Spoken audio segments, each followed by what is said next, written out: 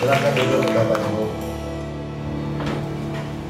Baik, hari ini saya akan menyampaikan bagian yang keempat dari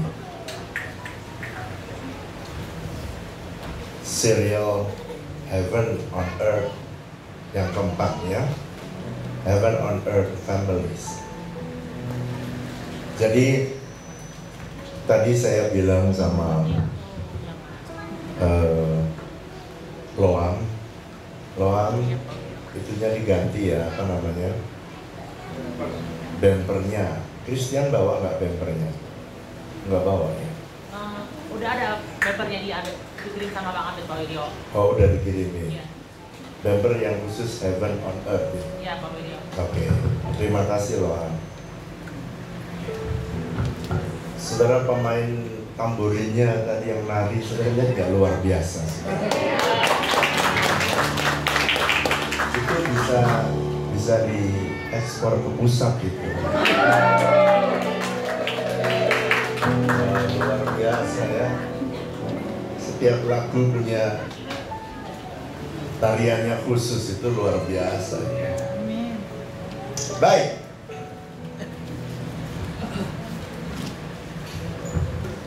Kemarin kita belajar bagaimana supaya sorga bisa nyata di muka bumi, khususnya di dalam keluarga kita. Kita belajar yang pertama kemarin, kita minta supaya Tuhan jadi Tuan di dalam keluarga kita. Jangan ada yang memutuskan keputusan tanpa Tuhan jadi pemimpin kita. Ya, kita belajar bagaimana supaya surga bisa nyata di tengah-tengah kita. Kalau suami berperan, istri juga tahu role-nya ya. Kalau perannya tidak sesuai, saudara, bukan surga di keluarga, neraka di dalam keluarga. Saya sering banget melayani ya, konseling ribuan couples yang mengalami kesulitan untuk bagaimana mereka bisa menikmati surga di dalam. Nah, hari ini saya akan menyampaikan bagian ini. Gimana persoalan keluarga itu terbesar, salah satunya ya, itu masalah keuangan. Ada nggak keluarga baik-baik cerai, tiba-tiba cerai karena keuangan? Ada Pak? Ada. Ada. Jadi salah satu hal yang penting supaya surga menikmati di muka bumi, saudara, surga dinikmati dalam keluarga kita kalau saudara belajar menikmati fasilitas surga. Mari katakan bersama saya, keluarga saya akan menikmati surga di bumi kalau saya belajar menikmati fasilitas surga. Yang percaya dan ngerti katakan. Sekarang, jadi manusia ditempatkan Tuhan di Taman Eden itu untuk menikmati suasana surga, perlindungan surga, dan fasilitas surga.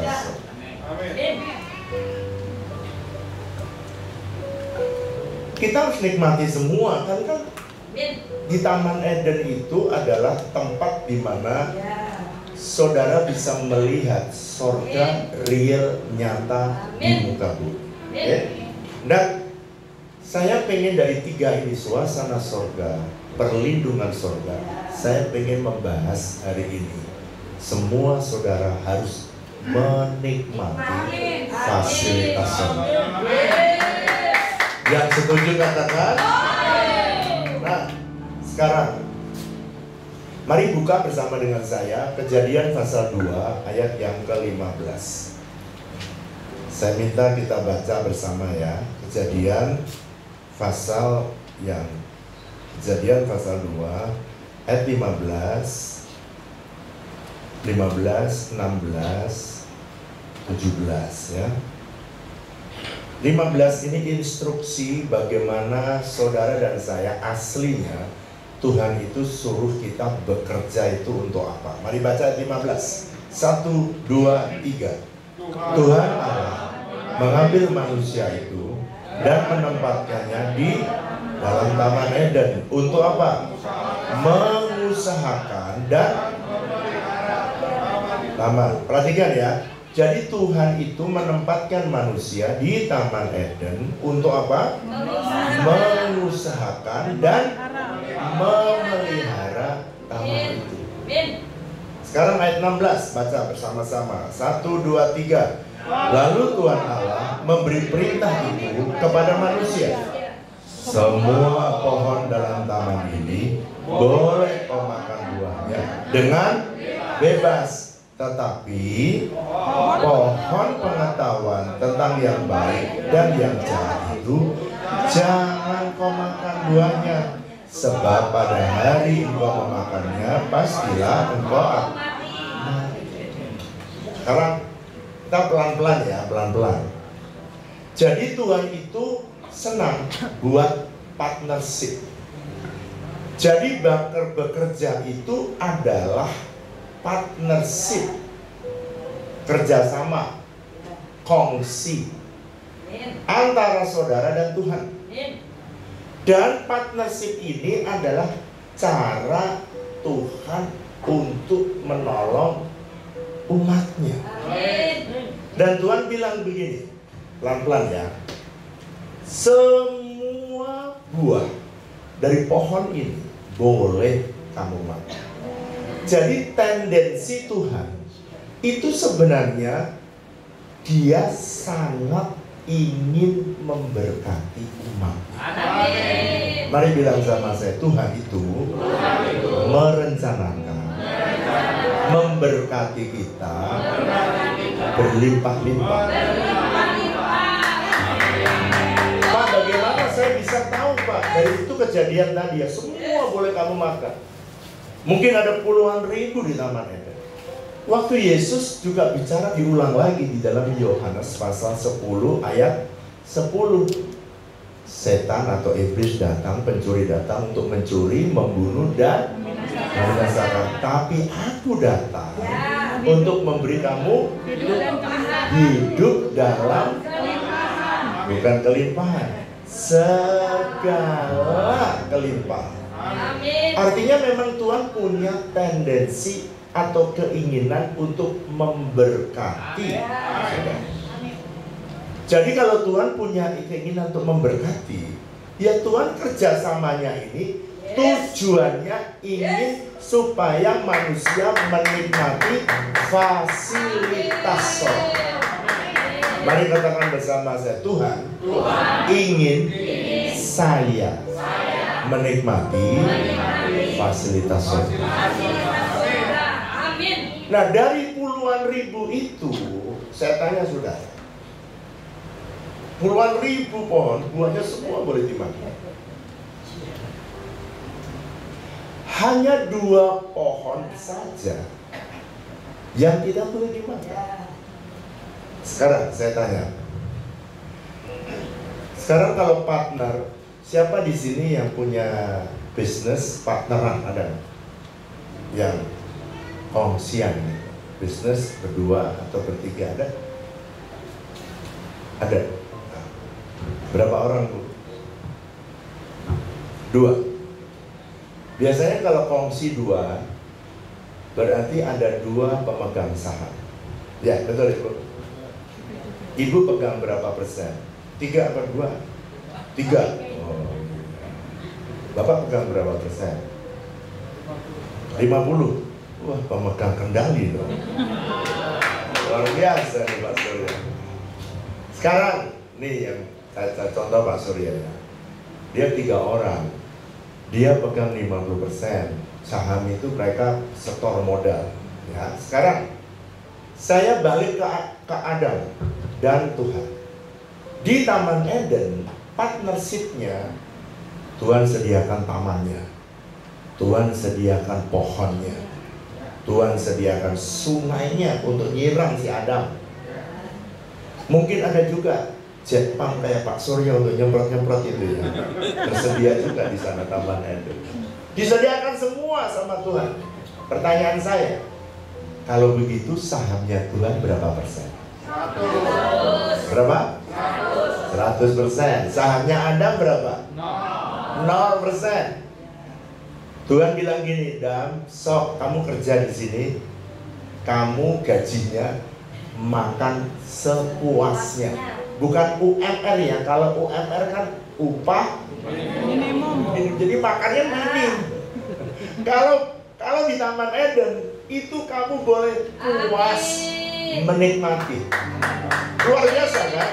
Tapi saudara perhatikan, boleh semua dimakan. Tapi kata Tuhan, dua ini jangan kamu sentuh. Sederhana kan Tuhan itu? Sekarang saya tanya, kalau mendapatkan hasil buah semuanya, hasil kongsian tadi karena 100% punya Tuhan, dan Adam boleh gajiannya makan apa saja. Saya tanya, sebenarnya kalau hasil itu, dividennya atau hasil perusahaan itu 100% atau punya siapa itu? Tuhan. Tuhan. Jadi 100% sebenarnya punya Tuhan. Tapi Tuhan itu baik. Dia bilang gini, sok, Dam, aku kasih kamu semuanya, ya. Tapi tolong dua buah ini jangan kamu sentuh. Sekarang perhatikan, saya mau jelaskan pelan-pelan. Sebenarnya saya tanya saudara, sebenarnya apa sih Pak? Apakah Tuhan perlu buah itu? Saya tanya saudara, kira-kira menurut saudara Tuhan perlu buah itu apa tidak? Tidak. Tapi kalau jatuh, mateng pohon jatuh, enak lah. Adam itu lihat, Hawa itu lihat. Tapi Tuhan bilang, kamu gak boleh sentuh itu. Bukan berarti Tuhan, ya, bukan berarti Tuhan butuh pohon itu, bukan. Bukan butuh buah itu, bukan. Tapi yang Tuhan pengen, Dia mengajari supaya manusia itu taat. Jadi isunya pengelolaan bisnis itu sama Tuhan, isunya adalah isu ketaatan. Nah sekarang, dulu kita nggak ngerti buah dari dua pohon itu bicara tentang apa. Dulu kita nggak ngerti. Tapi sekarang Tuhan mulai menjelaskan. Coba kita baca di dalam kitab Maleakhi. Pelan-pelan ya, kitab Maleakhi. Perjanjian Lama bagian terakhir. Maleakhi pasal yang ketiga ayat yang ke-8. Nanti saya ingin menjelaskan saudara bahwa Tuhan itu memberikan pengajaran itu gambar dari Kejadian sampai nanti kitab Perjanjian Baru, supaya saudara ngerti dua pohon itu bicara apa ya. Mari baca ayat 8. 1, 2, 3. Bolehkah manusia menipu Allah? Namun kamu menipu aku. Tetapi kamu berkata, dengan cara bagaimanakah kami menipu engkau mengenai persembahan persepuluhan dan persembahan khusus. Kalau saudara baca di dalam bahasa Indonesia persembahan persepuluhan dan persembahan khusus. Dalam bahasa Inggris itu jelas. Di dalam bahasa Inggris atau bahasa aslinya itu jelas, nggak ada kata persembahan. Cuman dua aja, tithe and offering. Tithe itu perpuluhan, offering itu adalah persembahan atau yang berfungsi sebagai benih. Jadi Tuhan itu, dua pohon itu apa sih Pak isinya? Dua pohon itu, nah sekarang saya jelaskan pelan-pelan. Tuhan itu dari sejak dulu pengen partnership dengan manusia. Tapi kadang-kadang ya Tuhan bilang gitu, semua boleh kamu makan dong, cuman dua aja yang jangan. Tapi sayang sekali manusia itu tidak taat. Sayang sekali. Oke? Sekarang saya mulai. Kalau gitu dua buah pohon itu bicara apa, Pak? Satu adalah bicara perpuluhan. Ayatnya di mana? Maleakhi 3 ayat 8. Dan yang kedua berbicara tentang apa? Benih. Nah, nanti saya akan jelaskan perpuluhan tujuannya apa, benih tujuannya. Benih mungkin minggu depan ya, minggu ketiga berikutnya, minggu keempat. Sekarang kita belajar dua pohon itu bicara tentang perpuluhan dan benih. Jadi dari setiap berkat yang diterima atau berkat yang Adam kelola, Tuhan itu mau ngomong gini, Dam, di dalamnya itu ada satu namanya perpuluhan. Tapi waktu itu Adam tidak tahu. Yang dia tahu adalah pokoknya buah dari pohon ini nggak boleh aja kamu sentuh. Dan buah dari pohon ini tidak boleh kamu makan. Oke? Kalau gitu benih untuk apa, Pak? Saya jelaskan dulu yang benih supaya besok saudara bisa mengerti. Benih ini tujuannya Tuhan. Tuhan nitip kepada kita supaya dipakai untuk nolong orang lain. Jadi Tuhan tuh nitip kepada kita supaya dipakai untuk menolong orang lain. Perpuluhan untuk apa? Nanti saya jelaskan. Nah sekarang ada sebuah perjanjian. Tuhan bilang gini, ayat yang tadi kita baca ayat 16 dan 17. Kalau kamu sampai makan, apa Tuhan bilang? Maka kamu akan mati. Pak, saya tanya, waktu dia makan, Adam dan Hawa langsung mati nggak? Dia nggak langsung mati. Tapi apa, Pak, yang di peringatannya? Peringatan di dalam partnership, Kejadian 2 ayat 17. Kalau bagian Tuhan kamu ambil, kata Tuhan, maka kita atau hubungan kita akan mati. Pak, kalau gitu yang mati apanya? Ini banyak orang Kristen yang tanpa sadar dia mengalami kematian. Kematian apanya, Pak? Nih, pertama yang mati adalah mati partnership saudara. Tadi yang Tuhan berjanji, dan kamu boleh ambil semua. Yang mati apanya, Pak? Perjanjian berkatnya. Tadinya Tuhan sedia memberikan semua pohon itu, buahnya boleh dimakan.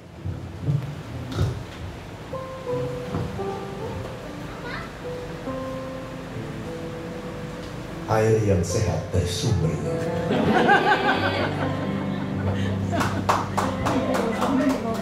Kalau itu kan teman kita kan ada manis-manisnya.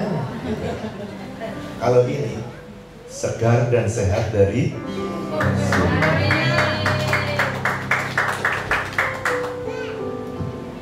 ada pendeta, saya ada satu seminar gitu ya, HOB jadi sponsor, jadi kasih gratis air. Terus dia umumkan gini, saya ada di situ, karena ini sidang pendeta kan, dia bilang gini, saudara-saudara, ini air segar dari sumbernya.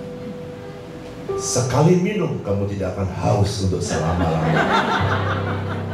Terus saya bilang, aduh kamu kok ngomong gitu? Dia nggak beli-beli lagi dong nanti. Kalau sekali minum tidak haus selama-lamanya, berarti kan nggak beli lagi nanti. Jadi harus dirubah, ya rubah lah. Bilang aja minum segar dari sumbernya. Nah, sekarang lihat.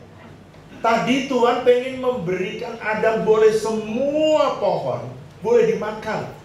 Tapi karena dia melanggar cuman icip-icip itu, maka akhirnya Tuhan tendang dia keluar dari taman. Apa artinya? Perjanjian berkat yang Tuhan janjikan dalam hidup kita jadi hilang. Saya tanya, kalau kamu punya perjanjian, misalnya contoh sewa ruko, bagian pertama atau pihak pertama dia harus membayar 60 juta untuk setahun. Pihak kedua dia harus menyerahkan rukonya untuk sewa selama 1 tahun. Udah perjanjian ditulis. Saya tanya saudara, perjanjiannya udah ditulis, tetapi salah satu melanggar. Contoh, dia tidak menyerahkan uangnya 60 juta. Dan dia diam-diam, terus kemudian bilang gini, mana kuncinya? Saya tanya, kuncinya dikasih apa tidak? Loh, udah tanda tangan loh dua-duanya. Dikasih apa tidak? Kenapa kau nggak dikasih?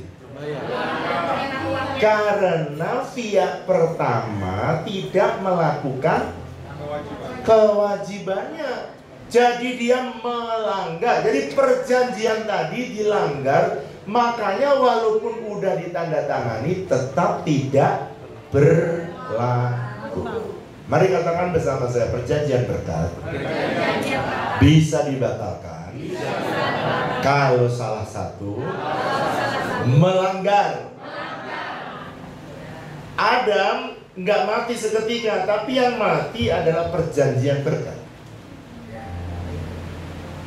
Susah hidupnya, sulit hidupnya. Coba ya kita lihat Kejadian pasal 3 ayat 17-18. Sukar, hidupnya jadi sukar. Tadinya sudah menikmati segala-galanya. Kejadian, balik lagi ya, Kejadian pasal 3 ayat 17 dan 18. Mari baca bersama-sama dengan saya 17 dan 18. Ini karena dia dilempar keluar dari Taman Eden, maka dia tidak bisa menikmati perjanjian berkat yang awal tadi. Semua pohon boleh kamu makan, hilang.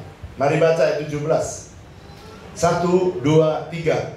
Lalu firman-Nya kepada manusia itu, karena engkau mendengarkan perkataan istrimu dan memakan dari pohon, buah pohon yang telah kuperintahkan kepadamu, jangan makan daripadanya, maka terkutuklah tanah karena engkau dengan bersusah payah engkau mencari rezekimu dari tanah seumur. Ayat 18 dengan keras, 1, 2, 3. Semak duri dan rumput duri yang akan dihasilkan bagimu, dan tumbuh-tumbuhan di padang akan menjadi. Tadi saya tanya, waktu di Taman Eden dia susah nggak cari makan? Karena ada perjanjian. Tapi setelah dia keluar, dia jadi susah. Sekarang lihat saya. Saya tanya, ada nggak orang di muka bumi ini yang hidupnya susah makan? Jangan bilang banyak, apa ada gitu loh. Ada. Ada nggak orang yang lain bisa menikmati hidupnya, tapi dia susah sekali mencari rezeki? Ada nggak? Kenapa kok bisa susah? Karena mereka melanggar perjanjian.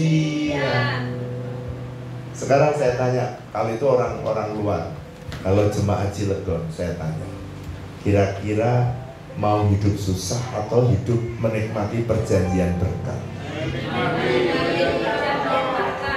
Coba tanya kanan kiri, kamu mau susah atau mau menikmati hidup?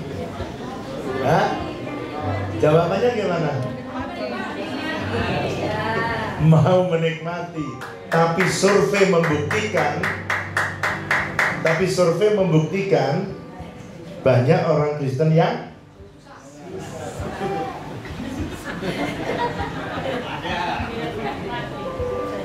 harusnya orang Kristen itu hidupnya kalau mentaati bagian saudara, maka jalan hidupnya gini.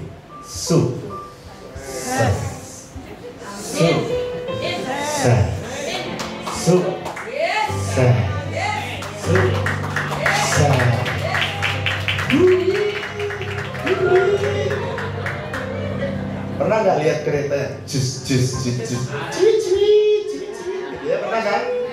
Nah, jalan orang Cilegon itu harusnya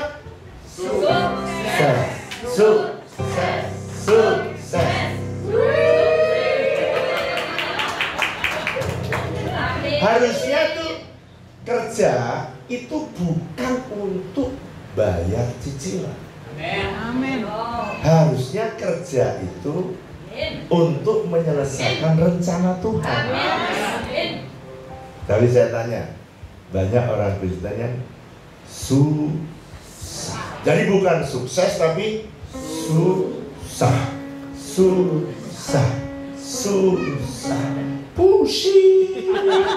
Pusing. Kereta yang pertama tadi sukses. Kereta kedua Susah.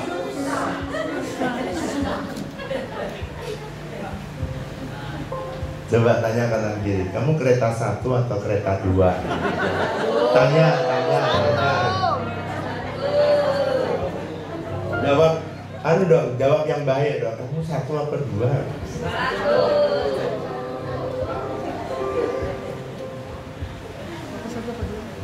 Nah, kenapa sih kok banyak orang lebih senang? Saya nggak tahu ya. Kenapa kok orang lebih senang memilih susah gitu? Kalau saya sih senang memilih taat. Tadi saya tanya, perpuluhan dan benih itu bukan isu buah. Mari bilang sama saya, persembahan persepuluhan sesungguhnya bukan isu buah, bukan isu uang. Sebab Tuhan tidak butuh uang. Tuhan nggak butuh uang. Jadi kalau gitu isunya isu apa? Ketaatan. Tepuk tangan dong buat Tuhan kita. Jadi kalau saudara dan saya nih, ya, mau hidupmu terus ada dalam perjanjian berkat, ya jangan melanggar perjanjian. Nah, Tuhan bilang gini. Jack Graham dia berkata, the tree of knowledge of good and evil was a test of obedience and trust in God's wisdom and provision. Kalau saya terjemahkan kira-kira bahasa Cilegon kira-kira begini. Pohon pengetahuan yang baik dan yang jahat itu adalah tes, ujian. Ujian apa Pak? Ketaatan. Dan ujian apakah kamu percaya nggak sama hikmat Tuhan yang akan memelihara kamu? Percaya nggak bahwa Tuhan bisa menyediakan sepanjang bulan, sepanjang tahun, seumur hidup kita? Yang percaya dan ngerti katakan. Jadi Jack Graham dia bilang, wow ini yang benar tes. Nah kalau orang Cilegon gimana? Buahnya yang 2 dimakan apa ditelan? Dimakan atau ditelan?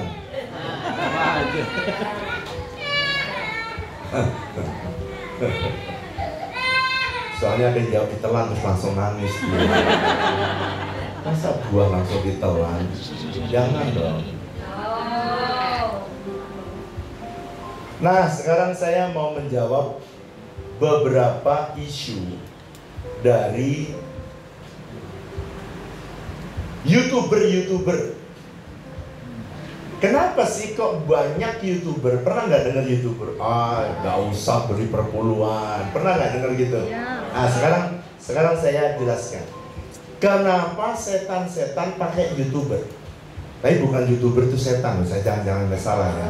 Kenapa setan itu menggunakan para YouTuber untuk menghalangi? Nomor 1, kalau saudara dengar YouTuber yang baru nih, oh semua agama sama, betul nggak? Semua agama sama. Lalu dia bilang kalau dia bisa mencegah saudara untuk diselamatkan, maka dia akan itu yang paling duluan yang dicegah supaya saudara jangan sampai selamat. Tetapi Tuhan pengen saudara tetap diselamatkan. Kalau saudara udah lewat ini dan saudara tetap bisa memperoleh kehidupan yang kekal dan tetap percaya kepada Yesus, setan akan menghalangi saudara yang kedua supaya saudara jangan diberkati. Sebab kalau saudara diberkati, saudara bisa jadi saksinya Tuhan. Tapi kalau saudara hidup dalam kekurangan, saudara sulit menyaksikan kasih Tuhan. Betul apa betul? Makanya setan mencoba. Apa sih yang isu yang diberikan oleh setan? Dia bilang gini, perpuluhan itu adalah hukum Taurat. Padahal Abraham sudah memberi perpuluhan kepada Melkisedek jauh sebelum hukum Taurat. Saya tanya, kira-kira Abraham, hukum Taurat itu kapan diberikan oleh Tuhan menjadi hukum kepada orang Israel? Zaman Musa. Jauh sekali Abraham, masih banyak keturunan baru sampai Musa. Abraham, Ishak, Yakub, Yusuf. Baru setelah Yusuf memerintah di Mesir, baru Tuhan memanggil Musa. Jauh sekali keturunannya. Jadi Tuhan sudah memberikan perintah pada waktu Musa. Tapi Abraham dari mana dia bisa memberi perpuluhan? Dia lihat dari nenek moyangnya. Dia lihat Adam. Dia lihat Nuh. Pada waktu dia diselamatkan, Nuh membawa persembahan di atas mezbah. Dan kalau gitu mereka berubah dari berkata gini, perpuluhan itu adalah hukum Taurat. Makanya orang Kristen sekarang tidak perlu memberi. Sebab kalau saudara memberi perpuluhan, perjanjian berkat terjadi dalam hidup saudara. Surga harus dibuka dan saudara akan menikmati kelimpahan yang datang dari Tuhan. Yang ngerti katakan, siapa lagi Pak? Coba ya, baca satu ayat ini. Kejadian pasal 28. Bukan hanya itu, tapi Yakub 28 ayat 20. Kejadian pasal 28. Yakub bilang begini. Kejadian pasal 28 ayat yang ke-20 dan 22. Mari baca ya. Kita baca dengan suara keras. Saya baca ayat 20, saudara 22, lalu 21, 22 kita baca bersama-sama. Lalu bernasarlah Yakub. Jika Allah ada, jika Allah akan menyertai, perhatikan, dan akan melindungi aku, sama ya kayak tadi Adam, di jalan yang aku tempuh, dan Tuhan memberkati kepadaku roti untuk dimakan dan pakaian untuk dipakai. Ayat 21 saudara. Sehingga aku selamat kembali ke rumah ayahku, maka akan menjadi Allahku. Ayat 22 baca dengan suara keras sama-sama. Dan batu yang kudirikan sebagai tugu ini akan menjadi rumah Allah dari segala sesuatu yang engkau berikan kepadaku. Akan selalu ku persembahkan apa? 1/10 kepadamu. Nah sekarang saya tanya, Yakub hidup sebelum Musa atau setelah Musa? Sebelum. Dari mana dia bisa tahu dia memberi persembahan persepuluhan? Dari kakeknya, dari bapaknya Ishak, dari kakeknya Abraham. Jadi ternyata perpuluhan itu bukan hukum Taurat. Mari bilang sama saya, perpuluhan itu bukan hukum Taurat. Karena dari sejak kejadian Tuhan sudah mempunyai perintah. Dua ini jangan pernah kamu sentuh ya. Yang pertama apa? Perpuluhan. Yang kedua benih. Jadi kalau begitu, kalau gitu isunya YouTuber bilang begitu. Jemaat saya beritahu gini, kamu tinggal memilih. Hidup ini kamu mau menikmati fasilitas surga, atau kamu justru susah keluar dari Taman Eden. Pilihan ada di tangan kita. Betul. Saudara, saya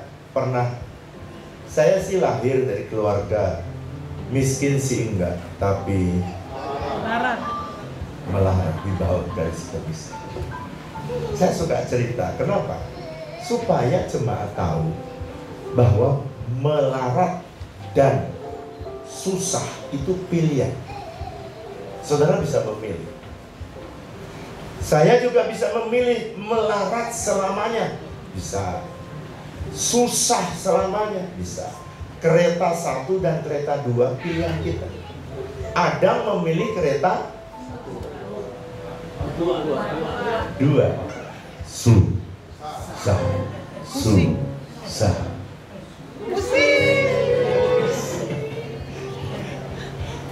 Saya tanya, ada nggak orang Kristen yang pusing?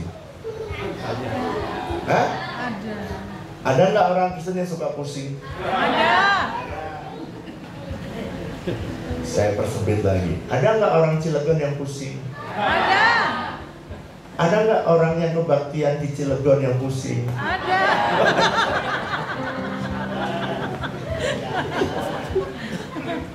Itu pilihan. Saudara menikmati berkat Tuhan atau pusing mencari berkat Tuhan, itu pilihan. Mari katakan bersama saya, untuk hidup diberkati atau susah adalah pilihan kita. Sekarang isu pertama udah kita bahas. Sekarang dia bilang isu kedua. Isu kedua, dia bilang begini. Oh, tadi pertama hukum Taurat. Sekarang ayatnya jelas. Dia bilang ini, kalau begitu, sekarang dia bilang, Yesus tidak pernah mengajar untuk memberi perpuluhan di perjanjian baru. Tidak ada, itu perjanjian lama. Yesus tidak pernah mengajar. Coba kita baca Matius. Saya mau address dua isu yang selalu dilontarkan oleh YouTuber yang sebenarnya mau dipakai setan menyesatkan umat Tuhan. Matius pasal 23. Saya pengen ngajar saudara dan saya nanti berikan saudara contoh. Matius pasal 23 ayat 23. Mari baca ya. Yesus juga sama, dua. Dia ngomong dua juga. Pertama tadi saudara baca di Kejadian, ada dua pohon ini jangan kamu makan ya. Maleakhi jelas, kamu kena kutuk ya Israel karena kamu melanggar dua ini, tidak kamu kembalikan. Yang pertama adalah perpuluhan, kedua benih. Sekarang yang Yesus menjelaskan yang ketiga. Mari baca ayat 23 dengan suara keras. 1, 2, 3. Celakalah kamu, hai ahli-ahli Taurat dan orang-orang Farisi, hai kamu orang-orang munafik, sebab persepuluhan dari selasih, adas manis, jintan kamu bayar, tetapi yang terpenting dalam hukum Taurat kamu abaikan, yaitu apa? Keadilan, belas kasihan, kesetiaan. Yang satu harus dilakukan dan yang lain jangan diabaikan. Yesus bicara yang ada dua. Satu apa? Persepuluhan. Yang nomor satu dia bilang kamu bayar perpuluhan, kamu bayar. Tapi orang Farisi itu orang munafik. Karena dia pertama dia bayar perpuluhan, tapi belas kasihan dan kesetiaan dia lupakan. Maksudnya apa Pak? Gini, saya jelaskan. Yesus address dua ini. Kamu membayar perpuluhan, bagus kata Yesus. Yang satu maksudnya perpuluhan harus kamu lakukan. Tetapi kalau ada saudaranya yang sakit, bapak ibunya sakit, dia bilang gini, bapak ibu, saya udah bayar perpuluhan, jadi saya nggak perlu ngurusin orang tua, nggak perlu ngurusin saudara, nggak perlu ngurusin orang yang miskin, orang yang susah. Nah ini Yesus bilang, perhatikan, yang satu itu apa? Persepuluhan harus dilakukan. Tapi belas kasihan, kesetiaan jangan diabaikan. Saya tanya, belas kasihan itu maksudnya ada orang yang sakit harusnya ditolong. Ada orang tua yang lagi susah harus ditolong. Tapi orang Farisi ini, saya tanya, orang Farisi melupakan itu belas kasihan dan kesetiaan. Saya tanya saudara, kalau orang harusnya menolong orang lain dengan belas kasihan, berbelas kasihan kepada orang lain dengan menggunakan apa? Iya, uang mana? Perpuluhan atau benih? Benih. dia ini lupa menyisihkan benih untuk orang yang susah, orang yang miskin. Perhatikan, kenapa gereja kita selalu memperhatikan orang yang susah. Kemarin saudara ada baksos dari teman-teman dari pusat ya, dari Salt and Light ya. Apa sih yang saya ajarkan mereka? Kenapa mereka keluarkan benihnya sendiri-sendiri? Untuk apa, Pak? Ya untuk menolong, berbelas kasihan kepada orang lain. Kemarin jemaat diajak ikut baksos nggak? Diajak. Kapan itu? Bulan lalu? 25 Oktober. Saudara, itu mereka baru pulang dari Rangkas tuh mereka. Baru dari Rangkas. Habis itu ke Cilegon. Pulang minggu depannya dia pergi ke Kampung Ambon. Ada 75 keluarga yang miskin. Kenapa kok? Dengarkan ini ya. Yesus tuh ngajari yang satu harus dilakukan, yang satu yang mana? Persepuluhan. Yang kedua, belas kasihan dan keadilan dan kesetiaan jangan diabaikan. Jadi jangan gini kayak orang Farisi berkata, orang tuamu sakit, aku udah beri perpuluhan kok. Nah itu cara hidup yang munafik. Nah sekarang saya jelaskan. Jadi isu yang kedua, Yesus mulai menjelaskan persepuluhan adalah hukum yang Tuhan sudah berikan kepada Musa untuk ditaati oleh semua orang Israel. Jadi persembahan persepuluhan itu jauh dilakukan. Bahkan waktu kejadian, kalau kita mau melihat gambaran, jadi Tuhan kadang-kadang membuka. Contoh, dalam perjanjian lama Tuhan buka, nanti orang-orang yang pengen diselamatkan mereka harus menyembelih domba. Saya tanya, domba yang disembelih itu sebenarnya gambaran dari siapa? Tuhan Yesus. Dua pohon ini juga gambaran. Adam pun tidak tahu. Baru setelah sekian lama Maleaki menjelaskan, oh ini maksudnya ini. Perpuluhan itu dijelaskan di waktu Musa. Tapi Musa tidak dijelaskan tentang benih. Siapa yang dijelaskan? Maleaki. Tapi Yesus menjelaskan Yesus menjelaskan dua-duanya. Persepuluhan harus dilakukan. Belas kasihan jangan kita abaikan. Saya tanya, kenapa kok kita bikin klinik di pusat gereja kita? Untuk menolong orang-orang yang sakit. Saudara, kalau saudara pergi ke pusat, itu semua orang yang berobat di hari Minggu tidak ada yang ditarik. Nol. Kenapa? Saya bilang hari Minggu, harinya Tuhan gratis. Mereka bisa berobat dan gratis. Oh iya, sudah berapa tahun? Sudah hampir 20 tahun, gratis semua. Kenapa kok gratis? Supaya kita tidak ditegur oleh Tuhan. Persepuluhan kamu bayar, tapi kamu melupakan belas kasihan.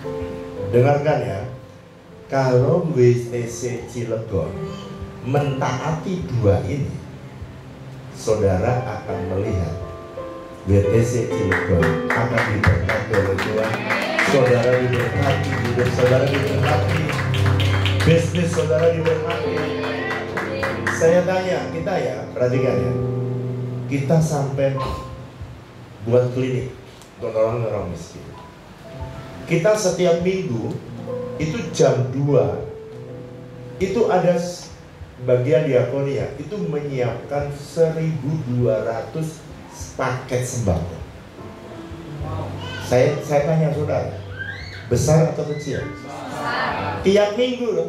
Waktu pandemi 2 truk setiap minggu turun setiap minggu untuk ngasih makan orang-orang yang PHK. Sekarang saya tanya, kalau saudara lihat yang di WTC di pusat, gereja kita makin miskin atau makin diberkati? Makin diberkati. Kenapa diberkati? Dua hukum ini kita lakukan. Makanya surga selalu terbuka. Nah, sekarang pertanyaan saya, Kalau persepuluhan kan jelas nilainya berapa? 10% dari pendapatan. Makanya kalau saya ajarkan semua, termasuk di sini, semua persembahan, termasuk di pusat. Banyak gereja. Saya tanya, ada nggak gereja yang nggak memberi perpuluhan? Ada. Tuh, Pak Sabar tahu karena dia ada di BPD di Perwil. Banyak yang nggak beri perpuluhan. Kenapa? Makanya dia memilih susah. Nah, saya tanya, kenapa saya ajarkan di gereja ini jangan dipakai dulu, perpuluhan dulu. Kenapa? Sebab itu sudah diajarkan Tuhan sejak dulu. Ingat ya, isu perpuluhan bukan isu uang, bukan isu buah, tapi isu ketaatan. Amin apa amin? Kita bangun rumah sakit. Coba membiayai rumah sakit besar atau kecil? Sangat besar. Saya tanya, kenapa kok kita nolongin orang susah? Ya ini, belas kasihan jangan kamu abaikan. Udah gitu kita masih bangun apa itu? HOB, Hosobrek. Saudara, kita nolongin begitu banyak orang lewat Hosobrek. Sekarang nanti sebentar lagi bulan depan kita juga memberi makan gratis lewat MBG. Memberi MBG itu makanan bergizi gratis. Kayak BPJS, kita ngobatin orang tapi dibayar oleh BPJS. Kita memberi makan orang tapi kasih BPJS. Dan sekarang ya, dulu hanya sekolah, sekarang pesantren dapat. Lansia, saudara yang 60 ke atas dapat lansia. Gratis. Tapi lansia kalau model Pak Sabar nggak dikasih. Lansia yang miskin yang dikasih. Kalau lansia naik mobil nggak dikasih. Pak Sabar mau angkat tangan tadi. Saya lansia.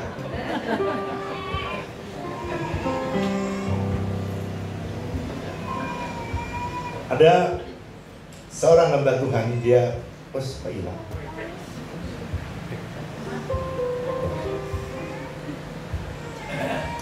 Dia bilang gini, Adrian Rogers, God doesn't need us to give him our money. He own everything. Tuhan tuh nggak butuh duit kita. Kenapa sih dia memerintahkan perpuluhan? Dia punya segalanya, emas, perak, bumi punya. Tithing is a God's way to grow a Christian.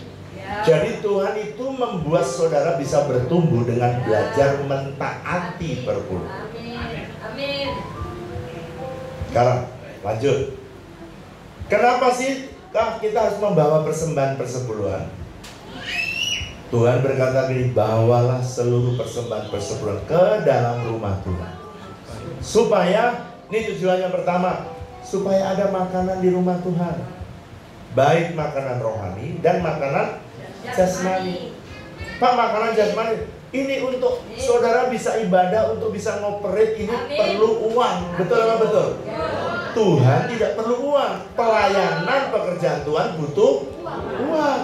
Jadi perlu ada makan. Makanya Tuhan bilang bawalah persepuluhan ke dalam rumah Tuhan. Supaya ada makanan. Kedua, Tuhan janji Maleakhi pasal 3, ujilah aku firman Tuhan semesta alam. Apakah aku tidak membuka tingkap-tingkap surga? Wow. Dan aku akan mencurahkan berkat sampai berkelimpah. Ini yang Tuhan janjikan dalam hidup saudara. Sekarang perhatikan saya. Orang itu bisa hidup dengan surga tertutup, dan orang juga bisa hidup dengan surga terbuka. Nanti kalau saudara pengen ya, karena waktu saya habis, saudara baca 2 Tawarikh pasal 7 ayat 13. 2 Tawarikh 7 ayat 13. Ada 3 ciri kalau orang hidup dengan surga tertutup. Nomor 1, dia tidak ada hujan. Nggak ada berkat hidupnya, susah. 2, sakit-sakitan. Habis kepleset, tulang patah. Habis tulang patah, kepleset daun pisang lagi. Tangan kiri nggak patah, tangan kiri sembuh, kepleset lagi. Itu sakit, sakit-sakitan itu terlalu sakit. Tapi kalau saudara lagi ada orang sakit ya, DBD, ini pasti kutukan ini. Hidup dengan surga tertutup ini, jangan ya. Jangan menghakimi temannya, wah ini kutukan ini. Jangan. Terus ada giginya bengkak, ini hidup dengan surga tertutup ini. Nggak boleh gitu. Sakit-sakitan itu ya, habis masuk rumah sakit keluar, habis keluar masuk lagi, habis masuk keluar, habis keluar masuk lagi. Nah, itu yang sakit-sakitan. Kalau ada yang sakit-sakitan, datang tuh Pak Sabar, Pak Yuda, berdoa supaya bebas. Pertama tadi apa? Tidak ada hujan, tidak ada berkat, tidak ada hujan, susah hidup. 2, sakit-sakitan. 3, dapat berkat, tapi belalang pelahapnya banyak makan. Jadi 3 ini ciri orang hidup surga tertutup. Tapi saudara hidup dengan surga terbuka. Karena saudara mentaati Tuhan, saudara akan lihat dengan surga yang terbuka. Yang ketiga, bawalah seluruh persembahan persekutuan ke dalam rumah Tuhan, supaya Tuhan bisa menjaga dan melindungi keluarga kita, dan Tuhan melindungi aset-aset kita. Waktu kita memberikan persembahan persepuluhan itu, apa sih sebenarnya yang Tuhan lakukan? Saudara yang sedang melakukan apa? Tuhan sedang mendeklarasikan bahwa Tuhan sesungguhnya Dia mau melindungi semua aset yang Tuhan berikan dalam hidup saudara. Jadi Tuhan akan menjaga. Coba saudara perhatikan, aset gereja kita sejak berdiri sampai hari ini bertambah atau berkurang? Bertambah tuh. Ada yang tanya kepada saya, Pak, kenapa sih WTC itu dipercaya Tuhan dari tanah 1 hektar, 2 hektar, 12 hektar, sekarang 100 hektar. Tadi ada ibu yang datang ke saya tadi. Ibu mana? Mana Bu Rita? Oh, Ibu Rita tadi datang sama saya. Pak, doain ya Pak. Makasih ya Bu Rita ya. Doain Pak, ada orang Cina. Sekarang yang 50 sudah kita mulai tanam sudah. Tanam. Saudara mau nggak lihat videonya? Mau? Masih boleh? Kamu putar ya. Udah ditanam kira-kira 50 hektar. 50 hektar lagi. Itu Bu Rita kasih kabar. Mereka yang 50 itu dipunyai oleh pengerja dan jemaat. Mau kerjasama dengan pemerintah Cina. Coba saudara, siapa yang tahu itu? Kan gak ada yang tahu. Betul apa betul? Kenapa kok kita dipercaya? Nanti kalau 100 hektar ini kita udah kelola semua, Tuhan akan kasih 1000-an hektar. Sekarang saya tanya, jemaat Cilegon mau gak sih diberkati? Mau kereta 1 atau kereta 2? Ya, tak tunjukin. Dan saudara ya, ini kebenaran ini saya itu udah lakukan 44 tahun jalan dengan Tuhan. Dan saya tanya, walaupun gembalamu memberi, menabur, gembalamu makin miskin atau makin diberkati? Makin diberkati. Saudara, tiru, hidup saya ini udah jadi laboratorium. Oke, saya tunjukkan yang 100 hektar. Ini yang sekarang yang udah berbuah ya, jambu udah berbuah. 2 itu nangka udah berbuah, cempedak udah berbuah, alpukat baru belajar berbuah. Lalu yang udah berbuah lagi, pisang udah berbuah. Kita tunggu alpukat total sama durian. Duriannya ada 3. Musang King, Blackton, sama Bawor. Ya, kita belajar, kita lihat video ini. Di tanah seluas 100 hektar yang terletak di Panimbang, HOB mulai mengembangkan perkebunan buah-buahan. Ini merupakan wujud nyata dari visi kita, yaitu memberi makan kota. Sebelumnya, budidaya perkebunan buah-buahan telah dilakukan oleh HOB di Sukamulia yang dikenal sebagai Eden Park 2 dengan luas 12 hektar. Untuk mewujudkan visi memberi makan kota, perkebunan yang ada di HOB Sukamulia diperluas ke HOB Panimbang, yang sekarang dikenal sebagai Eden Park 3. Saudara, saya dan Ibu Flora ada di kebun HOB House of Bread Farming yang ada di Panimbang. Visi ini dulu dimulai ketika beberapa tahun yang lalu, ketika saya tengah berdoa dan tiba-tiba Tuhan bicara minta tanah 100 hektar. Waktu itu saya tidak pernah berpikir, tapi saya memperkatakan minta tanah 100 hektar.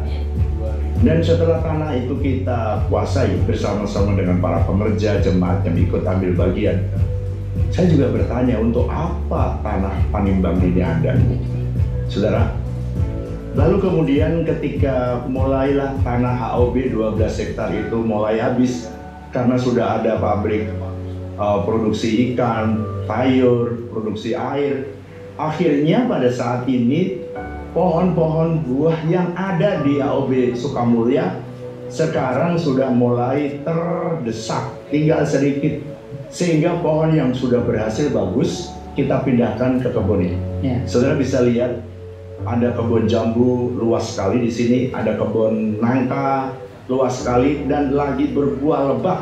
Nangka dan nangkadak lagi berbuah. Sebentar lagi panen raya. Sepanjang tahun jambu tidak kenal musim, nangka, nangkadak tidak kenal musim. Bahkan hari ini saya mau buka nangkadak, baunya wangi yang bukan main, rasanya manis, dan jemaat bisa dan masyarakat bisa menikmati nangka organik, jambu organik, dan pisang organik. Dan sebentar lagi saudara lihat di belakang ini kita lagi tanam alpukat yang baru kira-kira setahun. Tunggu 2 tahun lagi alpukat akan bertumbuh lebih lebat, lebih banyak buah.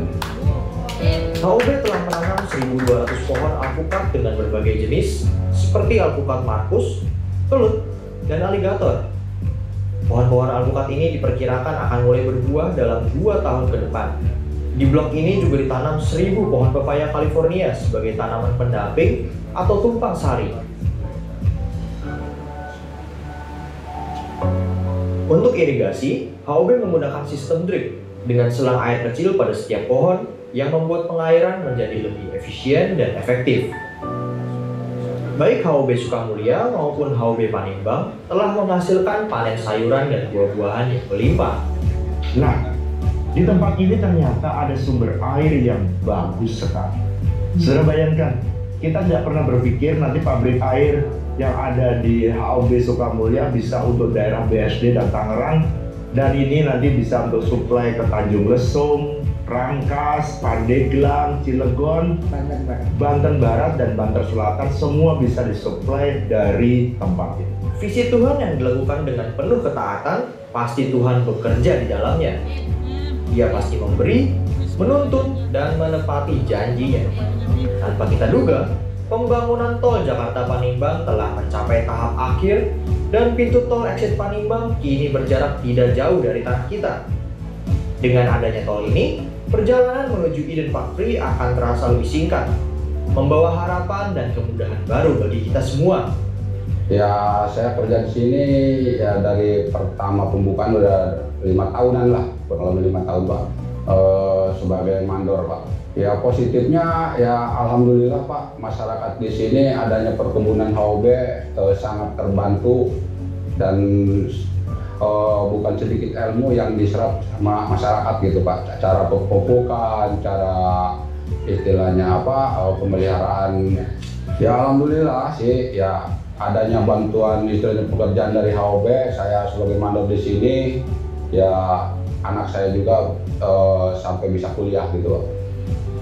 Sungguh Tuhan telah menggenapi janjinya seperti yang tertulis di dalam Yeremia 29 ayat ke-11. Sebab aku mengetahui rencana-rencana apa yang ada padaku mengenai kamu, untuk memberikan kepadamu masa depan yang penuh harapan. Mari kita percayakan hidup kita padanya, maka kita akan mengalami kebaikan dan kasih setianya dalam setiap langkah kita.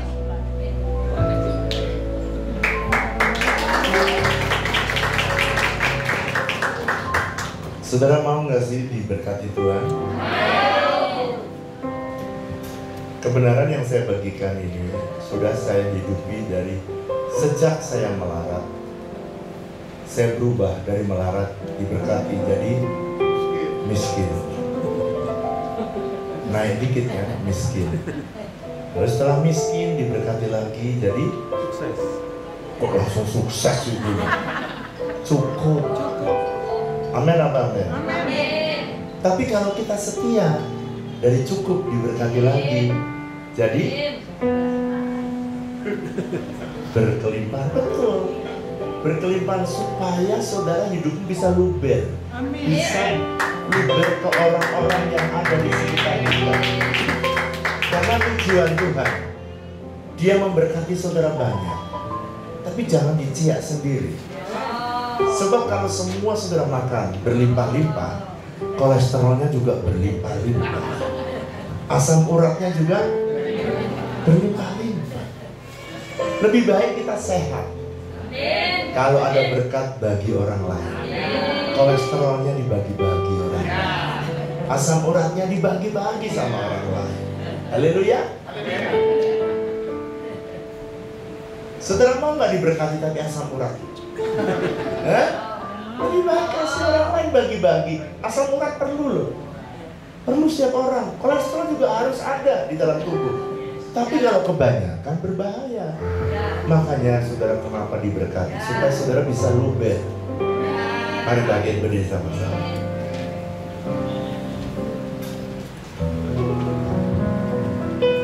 Belajar serahkan hidup saudara. Tuhan tuh nggak butuh uang saudara, Dia nggak butuh. Dia nggak butuh buah saudara. Yang Dia perlukan dalam hidup saudara, serahkan hidupmu, hidup dalam ketaatan yang penuh. Lord, I give you my heart, I give you my soul, I live for you alone. Every breath that I take, every moment I'm awake,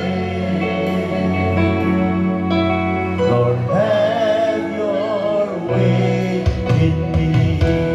Ku berikan hatiku dan jiwaku, semuanya bagimu. Di dalam hidupku, di setiap waktu, nyatakan jalanmu. Oh, ku berikan hidupku dan jiwaku, semuanya bagimu.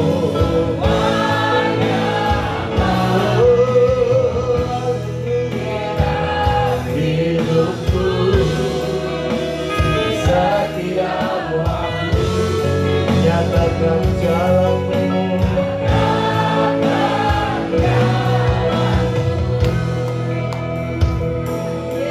Sebelum saya berdoa, saya ingin mendoakan saudara. Berapa banyak saudara berkata, Tuhan, aku memilih untuk hidup taat. Tuhan, aku memilih untuk hidup dalam perjanjian berkat. Tuhan, aku memilih untuk diberkati dan tidak mau keluar dari perjanjian. Kalau itu keputusanmu, kau boleh mengangkat tangan. Kalau kau berkata, Tuhan, aku memilih untuk hidup taat daripada hidupku susah. Tuhan, lihat tangan tangan-tangan yang diangkat. Tuhan, mereka memilih untuk tinggal di Eden. Mereka memilih untuk tinggal dalam perjanjian berkat-Mu. Tuhan, aku berdoa, berkati keluarga ini, berkati usaha mereka Tuhan, berkati pekerjaan mereka Tuhan. Berkati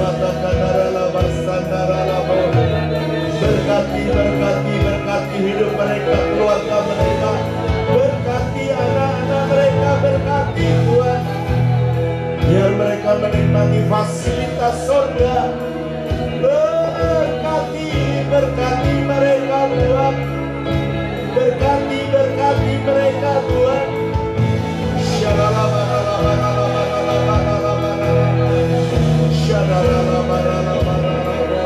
Haleluya, oh haleluya, Yesus, Tuhan. Biarlah pulang dari tempat ini mereka terus menikmati perjanjian berkat dengan Tuhan. Tuhan, jangan ada satupun yang terlewat. Berkati anak-anak-Mu di WTC Cilegon ini, sampai mereka melihat Tuhan janji-Mu tergenapi dalam hidup. Sekarang pulanglah dan terimalah berkat-Nya. Diberkatilah hidup saudara, diberkati keluarga saudara. Biarlah suasana surga ada dalam keluarga saudara. Berkat yang terbaik yang berasal dari Allah Bapa, kasih dan cinta dari Tuhan Yesus, persekutuan yang manis dengan Allah Roh Kudus kiranya menyertai saudara sekalian mulai hari ini bahkan sampai selama-lamanya. Yang percaya sama-sama katakan amin. Selamat hari Minggu.